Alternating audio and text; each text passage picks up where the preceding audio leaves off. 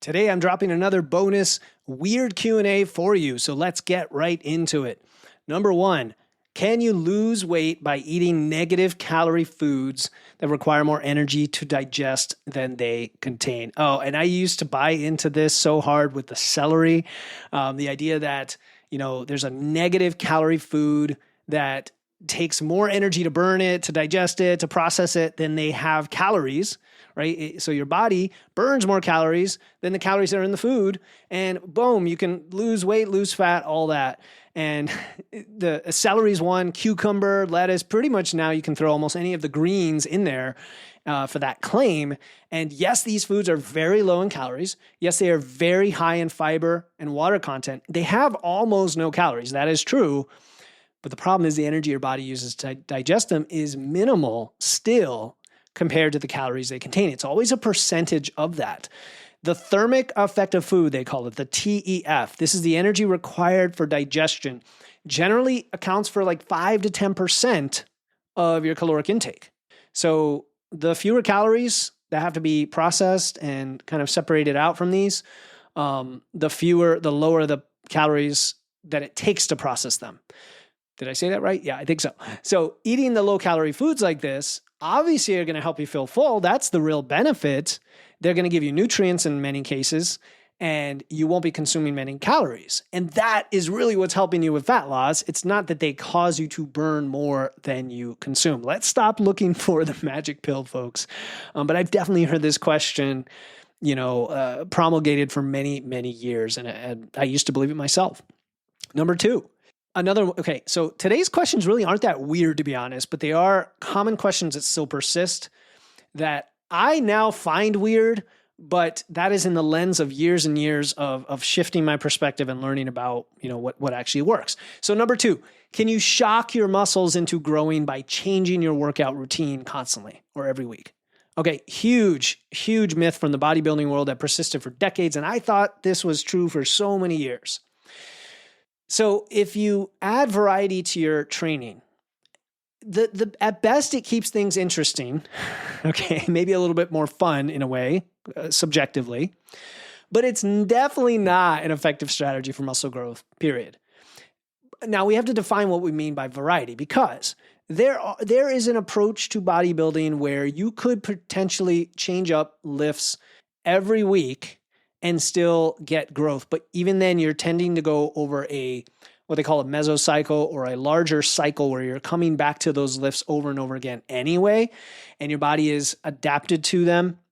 But we are talking about random body split part programs. Usually it sounds like this. Hey, what does your training look like?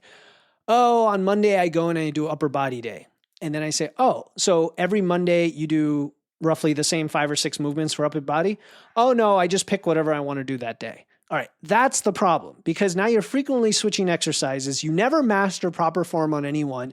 You have no way of tracking your progress effectively. Your neuromuscular adaptation doesn't kick in for any one lift.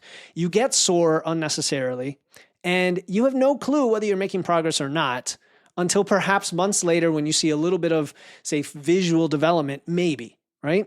So the reasonable suggestion here, if you do like variety, is stick with the program for at least a few weeks. And by a few, I mean like 6 weeks. Okay, maybe 4. 4 is the minimum, but I like 6 weeks. 6 weeks is not really that long. And you can stick with the same lifts.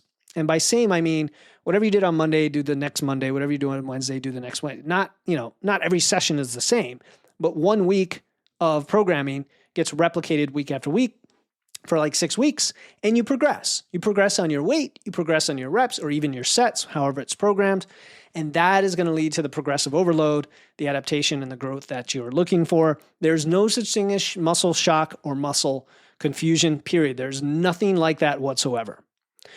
All right, number 3, last question of the day. Does eating late at night cause you to gain more fat compared to eating the same meal earlier in the day? This is another one that's actually even less weird in that it's probably even more common that people think this, like eating late is somehow a problem, or eating carbs late, or whatever. And this is a misconception because, again, weight gain comes down to energy balance. I'm going to say that constantly till the day I die, because it is physics, it is thermodynamics, it is fact that when you consume more calories than you burn, That is how you gain weight, period. Regardless of when you eat. Because your body's ability to digest and metabolize food doesn't drastically change after a certain hour. The problem is people who eat late at night might be more likely to be eating the high calorie, low nutrient density foods, or exceeding their calories that they've already hit, or interrupting their digestion and their sleep at night. And that all contributes to hormonal impacts, to extra cravings, and ultimately to overconsumption, which leads to the weight gain. So, in other words, somebody who eats late at night may simply be consuming more calories overall than somebody who doesn't for a variety of reasons, period. All right, I hope you enjoyed today's Q&A or weird Q&A. If you have a specific question that you consider weird or you want to make one up, I'm happy to entertain it on the show.